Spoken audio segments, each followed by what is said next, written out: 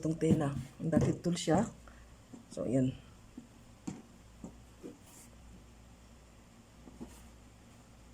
Yan yung paglalagay niyan.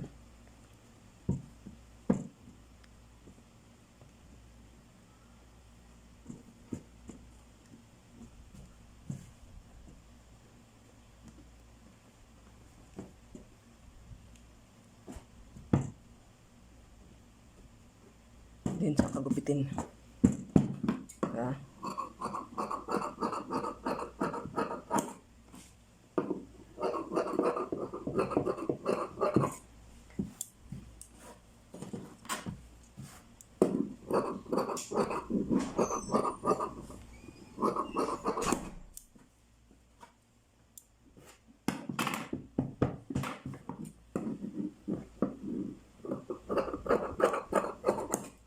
Ayan, tapos ibibisting mo lang siya para hindi siya tulad yan, no? Hindi mo pwedeng markahan. So, kapag magugupit ka ng ano ng ganito, kailangan hindi mo siya guguhitan. Kailangan half inch lang dito, 1 inch dito, dito naman sa gilid ay ano, 3/4. So, ganun ako magawa. So, ito naman ang ilan lang. Para naglalaro lang kung titignan nyo, no? Pero, kailangan alam mo yung tinatabas mo para hindi siya magkamali. Kahit ang pattern. So, ihuhuli ko na pag ano yung pattern. Ito munang pagkupit-kupit dito. Pakita ko muna sa inyo. Mamaya ko pakita sa inyo kung paano ko ginawang pattern.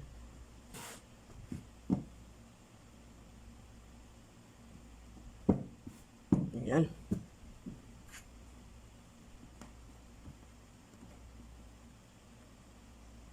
So, dito ngayon ilalagay yung ano. Ayan.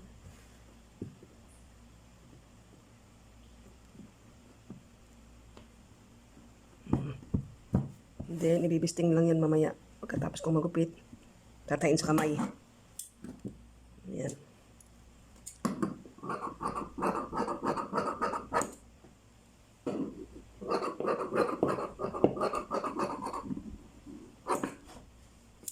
So, pinapakita ko sa inyo yung paano nagugupit ko ang tela para ano, totoo talaga akong gumawa dahil mayroon nagtatanong na, ikaw ba talaga ang gumawa niyan? Ito, pinapakita ko sa inyo kung paano siya tabasin para kita nyo.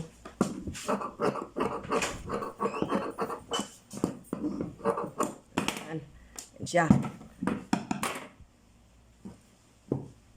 Ko siya, no? Dito, ang allowance ko ay 3/4, so tansyado ko na yan.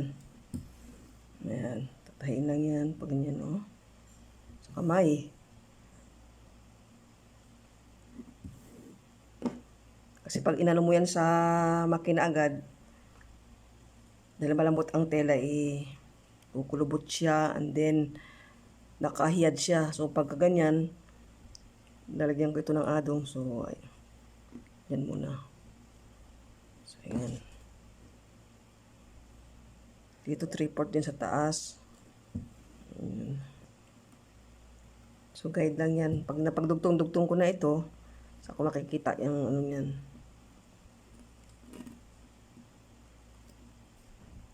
Susunod niyan, so lalagyan ko siya ng tanda dito. Yan, 3.5. So yan ang 3.5. Kasi lalagyan ko siya ng guhit para pag ano ng bone. Nalagyan siya ng bone. So kailangan meron siyang yan.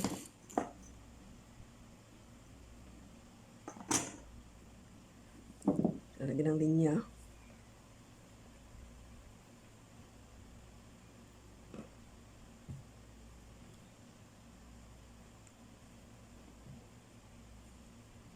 So, ayan na, oh.